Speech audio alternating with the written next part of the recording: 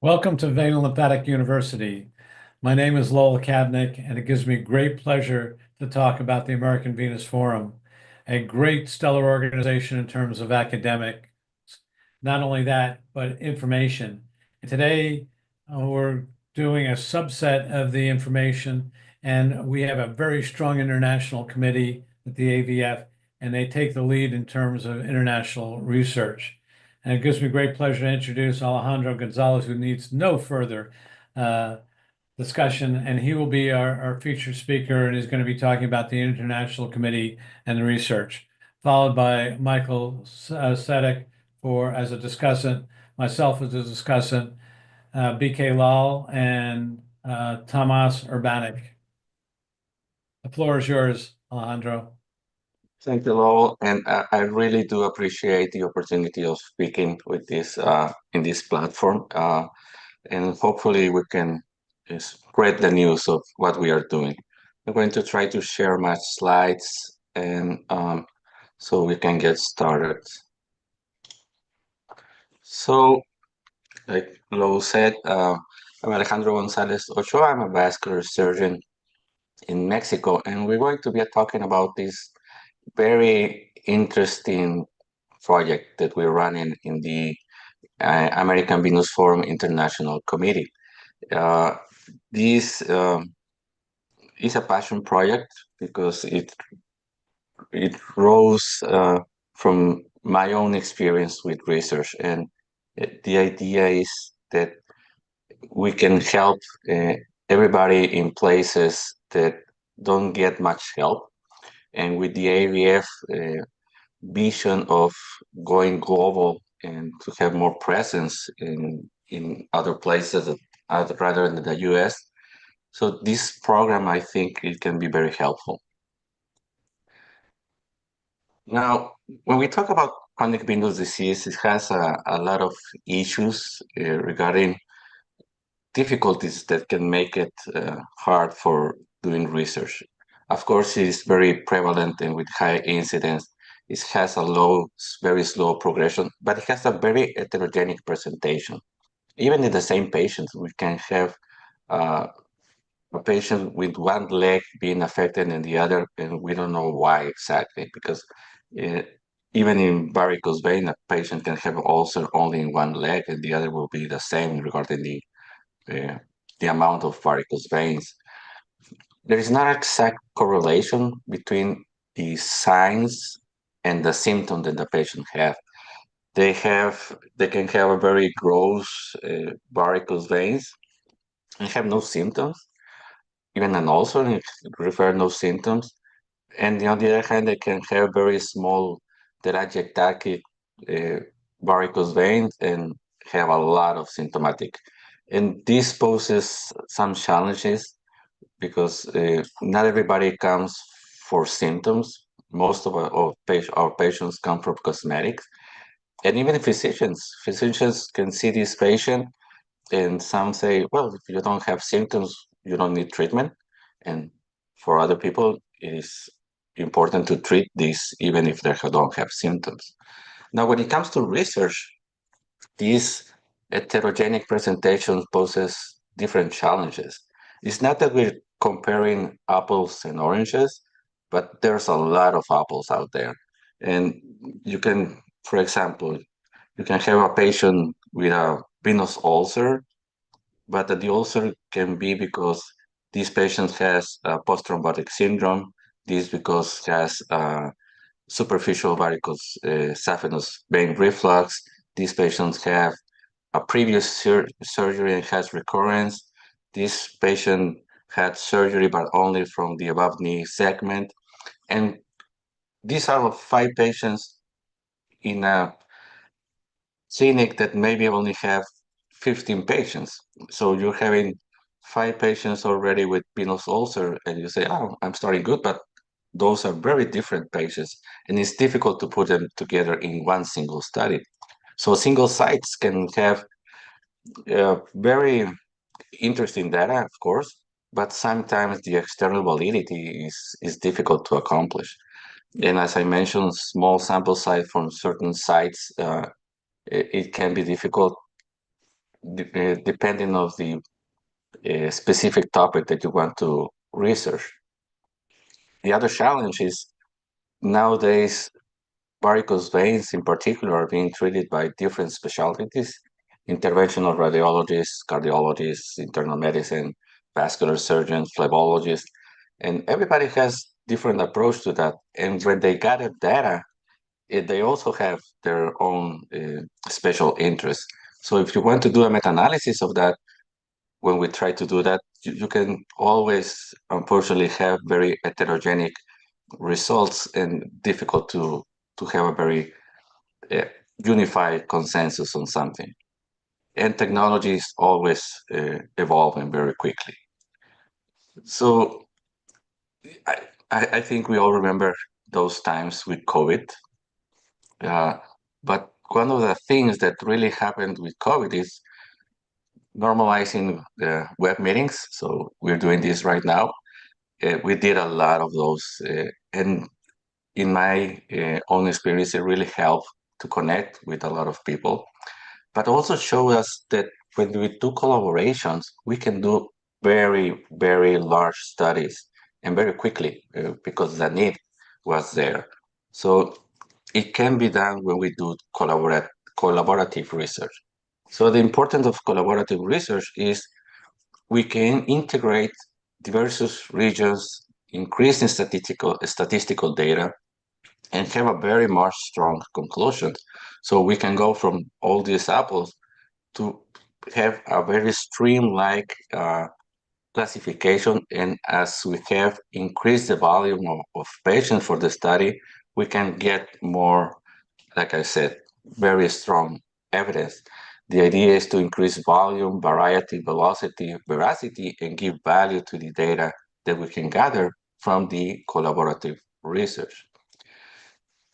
The idea is try to establish uh, the basis for that everybody tries not sing their own tunes, but try to harmonize what we are talking about. And if we can establish from the get-go certain basic parameters so that we can start asking, not that we ask the same questions, but trying to ask the same way, then we can all be singing the same tune, and then we can get a more harmonized tune or final uh, project. And also the trying to help those researchers that don't have the possibilities because they're not in a big hospital, in a big conglomerate or a academic institution, but they really like to do research and then can integrate uh, online or on some different contexts to try to collaborate and share their own ideas that are very interesting and very important, and then can grow as a researcher. Other important aspect is we can establish relations we already have with journals, and when we understand how a journal tries to manage or the interest in certain topics, we can help researchers to write properly and to prepare, as again, from the get-go, from the baseline, all the information that later on the reviewers are going to be asking for them to have a very easier path for publication. Now, this is not a one-man show. I've been very fortunately to know a lot of people, and other than the American Venous International Committee, I have been getting a lot of help and support in different places. The Mexican Vascular Society has been very helpful on that. Uh, Again, from my own experience, when I started doing research, I have a lot of connection with the Center of Translation and Research Education in Loyola. Dr. Farid there has been very, very helpful there. And he connects me with other guys. Dr. Ramashoti, we have, he's a very prolific researcher in Brazil. He has a very great group of more than 50 physicians, fellows that doing their PhD, doctorates, and it has a very interesting research community there. Professor Tafur, he's from Chicago, from the North Shore Group. He's from Ecuador, and his own experience with how he get into research goes into the importance of helping the little guy, and years after paid forward is very interesting. Law, of course, has been very helpful from the international committee, and as he's doing right now, giving us a platform to express, to promote this project. Now, this project started this year, and we already have some happy things to talk about. Uh, you can see some members of the international committee, but also collaborators that are already taking part of this project.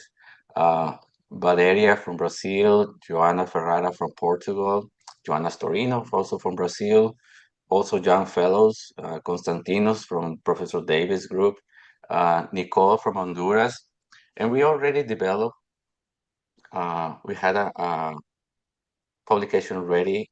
Well, we're going to submit it. We finished the paper on reviewing the guidelines of acute thrombotic treatment in deep vein thrombosis, in acute deep vein thrombosis. We already submitted a chapter for a book. We're in the early developments for a register in Mexico, venous ulcers. I always wanted to do that. We are creating also in Mexico a research network, and we're already in early phases with a prospective observational trial, a transversal trial, a prospective cohort, and a prospective validation. I'm not giving the topics because some of them I don't have the authorization to give it. With some of them, we already signed an NDA to protect the information since it is still in development phase. So, as I mentioned, in the international committee from the American Venous Forum, we want to welcome, we're welcoming, and we want to invite everybody that's interested in research to give their own ideas, share their tools for research, and increase the experience that other people don't have the opportunity to develop on their own.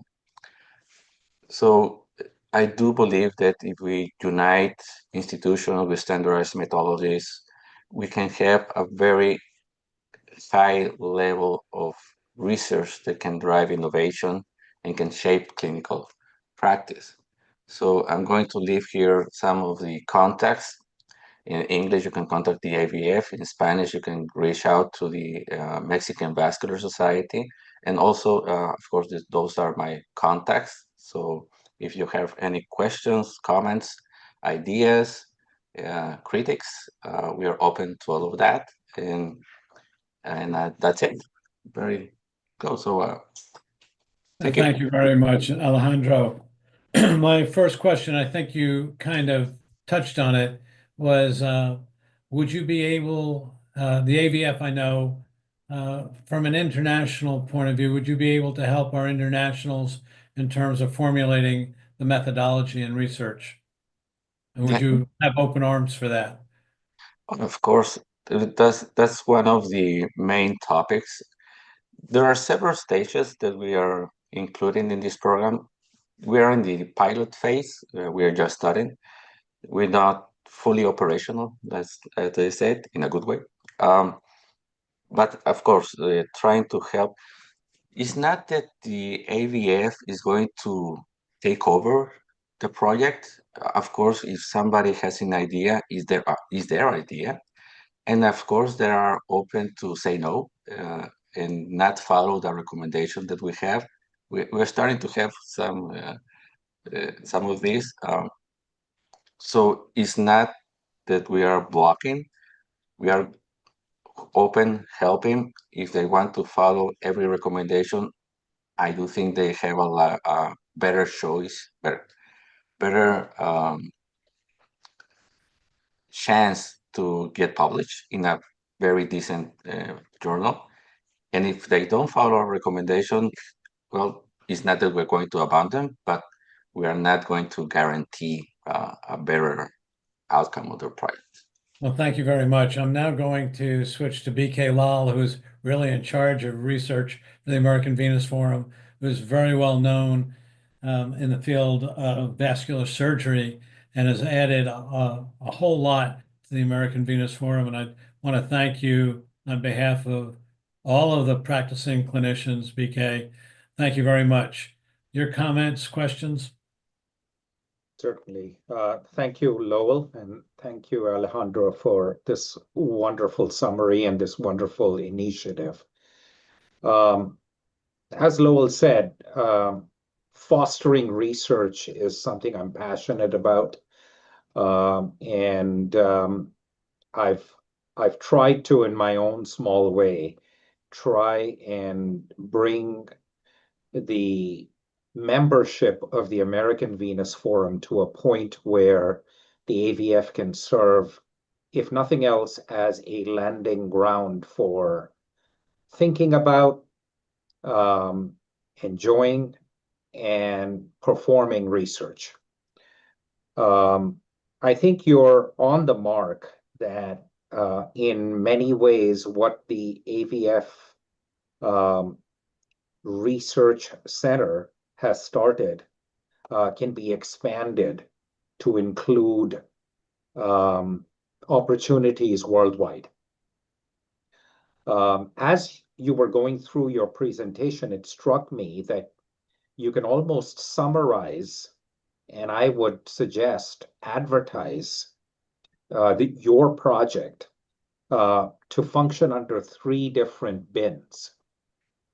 And when you do that, I think you will reassure everybody about what you just said, that we're not here and you're not here to take their idea, but you're here to facilitate it. And people will walk into you knowing full well which of those 3 options they're looking for. So for want of a better term, you could offer a menu. The first item on the menu would be, you will serve in an advisory capacity.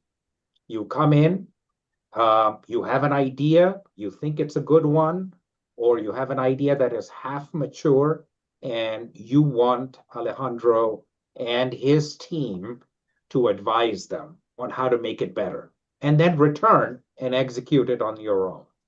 So you're serving a purely advisory role. Then the second rung would be, hey, I have a good idea, but I have access to only 1 or 2 good colleagues, but I need 5 or 6 more in order to collect the number of patients or the type of procedure I want to study. And can you help me put that team together? Okay, and so now your group has a deeper role in that project. And that could be your second level. And then the third level would be, hey, I've got this good idea. I think it needs an investigation. Can you take this idea, mature it, and convert it into a project and execute it? And I'm going to be a happy participant in it, or just a happy, innocent bystander to it. But I brought the idea to you. Please run with it. So this way, you get 3 different menus, and people know from the beginning where they would like to access your expertise and your help. And I think that's going to go a long way in growing this, because everyone will be clear, including you, as to what kind of a role they wish you to play. Thank you very much, BK. I'm now going to Mikel Sadek for his comments. He's a leader in the AVF at this point. Thank you, Dr. Gonzalez, for this great presentation, and thank you, Dr. Kabnick, for the invitation, and thank you, Dr. Lowell, for your comments as well. I want to first congratulate you on putting together this incredible initiative of the International Research Hub. I think the AVF is a leader in research because of Dr. Lowell, Dr. Kabnick, and so on, not just in terms of housing research and disseminating the information, but creating research. And we can expound on that later. This is more about Dr. Gonzalez's project, but it's, you know, a huge part of the reason that the AVF has done such tremendous work is because of the outsized influence of the international members in the international committee, not just by the volume. I think they typically make up 30% or more of the attendance at any given meeting, but also by the quality of the work. So I want to congratulate all that, and it's incredible and heartening to see the global community tackling venous disease and venous and lymphatic disease in general. So just a couple of questions in terms of the logistics of collaboration and prioritizing. How do you set priorities in the hub? That's the first thing. I know there are some NDAs that you spoke about, but I'm sure there are different considerations, different financial, socioeconomic considerations in general when you go from one country to one region to another, one continent to another, different pathologies, there's tremendous, variation in genetics and makeup. So how do you begin to do that with an international collaboration, or at least what strategies have you employed so far? And then the Gentlemen, second, we have 9 minutes left. yeah. That seems like an insurmountable question, but Alejandro, in 1 minute or 2 minutes, please. Okay. Well, thank you, BK and Mikel, for your comments. And yeah, we're not having that problem right now because we're starting collecting the projects, and as I mentioned, we only have 5 right now, so we can have we can s- it's not overwhelming yet. So any topic is for me is interesting, and we can develop them right now because as BK mentioned, it's not that we're taking over. We are doing advisory first, so it doesn't take that long because those groups are doing the hard work. They're doing the research. They're doing the collecting, the sample size, and all of that. Financing, well, in our experience, unfortunately, we don't have finance in Latin America. We are self providers. So right now we are scratching with our own nails, and there is no money from industry or whatever. So it is mostly passion projects from everybody else. So short answer like that. So thank you very much. I'm now going to turn the floor over to Anil Hingorani, another prominent member of the AVF and other organizations who's done a fair amount of research as well. So I want to reflect a little bit upon the prior discussions. And when BK brought up those 3 different bins, I thought he was going to head in a different direction. So Alejandro, thank you for this excellent push. What can you do for a researcher in 3 different phases? One is they have an idea, they want to develop it. You've covered some of that. Secondly, they have an idea. They want to get funding from the AVF Research Foundation in terms of grants, because there's a new initiative with that also. And thirdly, I finished my project. I want to get it published. What can I do to get it published to the JVS VNL? Can you help me with that? Yeah, like I said, we kind of covered the first one. The second one, it is a good timing because some of the grants have changed, and now the AVF is going to be more hands-on on who has the chance. It's not that we're going to give them the grant, but I think we can give them better tools to fight for that grant. Uh, those grants mostly go to the US or UK in sometimes. The idea is to open the floor to everybody and at least tell them how to submit their grant, because even that some of us don't know exactly. So we can help them, tell them what the AVF wants to develop, and to see if their idea is suitable for submitting to that project. And regarding publication, again, we can help them because many of the guys that are in the group are peer reviewers, so they know what the Achilles heels are in most of the submissions. So we can help them to cover the basics so that when submit a paper, it is interesting first for the editor to get in consideration, and then also help them with the response from the peer reviewers to uh, increase their possibilities of publications with that. So I would like to close this meeting with a question to BK, Michael, and Anil. The AVF Research Committee has a number of grants that are out there, and I wanted to make sure that our international physicians understand that they are available. BK or Michael or Anil, do you want to talk about some of those? Sure, I can start. Till very recently, some of the grants that were being offered by the American Venous Forum were tied to the funding agency or the sponsor. And there were limitations based on where the dollars were coming from in terms of who the dollars could be awarded to. And therefore, there were country-based restrictions. Those no longer exist for the grants that the American Venous Forum will begin to offer. So they will be open to countries outside of the United States too.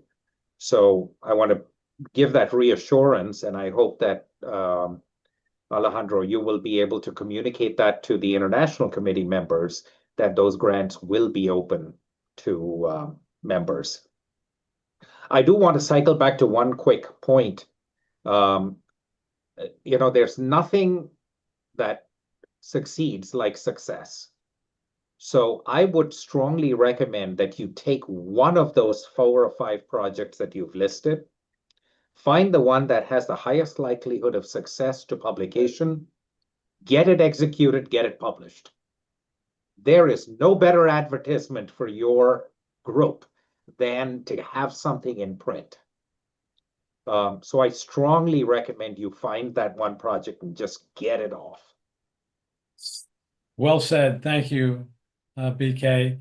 Michael, closing remarks. Anil, closing remarks. Michael first.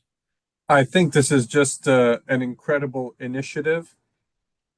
The thing that I would also encourage is typically collaboration has always been person to person or institution to institution, but it can also be between societies and at other levels. And I think the AVF has always been very conducive to that. So I encourage you to pursue all avenues, but great work.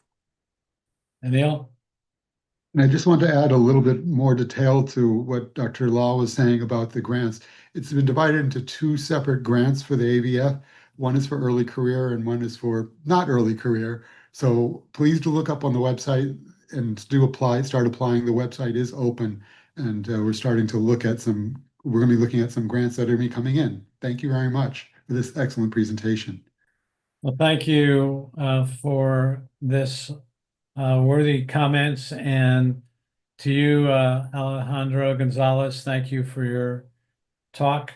Next week, it gives me great pleasure to introduce optimal ablation approach for non-standard patterns of superficial venous reflux. And Dr. Masaki Kaguchi will be the main speaker. Dr. Makoto Mo and Dr. Mark Meisner will be the lead discussants. So thank you very much on behalf of Vein and Lymphatic University, and thank you, American Venous Forum. Thank you.